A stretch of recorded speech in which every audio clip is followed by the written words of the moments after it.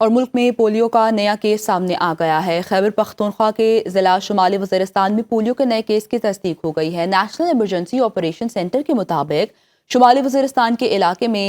Sample دسمبر 2025 میں لیے گئے تھے۔ 2025 میں پاکستان میں پولیو کے مجموعی کیسز کی تعداد 31 ہو گئی۔ آئندہ قومی انسداد پولیو مہم 2 تا 8 فروری تک ملک بھر میں منعقد کی جائے گی، اور اسی بارے میں ڈیٹیل جان لیتے ہیں۔ ہمارے ساتھ موجود ہے ہمارے نمائندے عثمان جبار۔ عثمان، بتائے گا ایک اور کیس سامنے آ گیا پولیو کا؟ جی بالکل، اس میں سے اگر دیکھا جائے تو پاکستان اور افغانستان دو ہی ایسے ملک ہیں دنیا بھر میں جہاں پولیو کیسز مسلسل بڑھ رہے ہیں، اور آج بھی ایک نئے کیس کی تصدیق ہو گئی ہے۔ اسے جو سیمپل تھے دسمبر میں لیے گئے تھے، جس کے جو یہ سیمپل تھے، جو یہ خیبر کا جو علاقہ ہے شمالی وزیرستان، اس میں یہ سیمپل لیے گئے تھے، وہ تصدیق کر دی ہے۔ جو نیشنل ایمرجنسی سینٹر ہے ان کی جانب سے کہا گیا ہے کہ یہ اب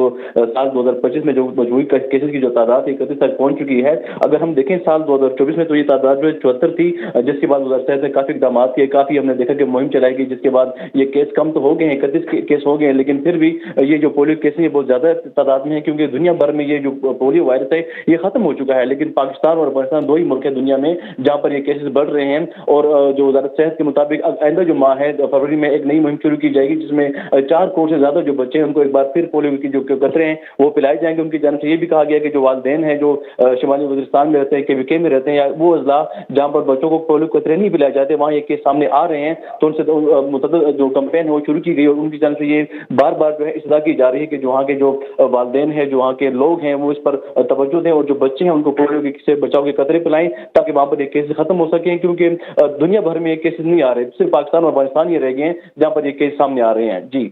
ٹھیک ہے، شکریہ۔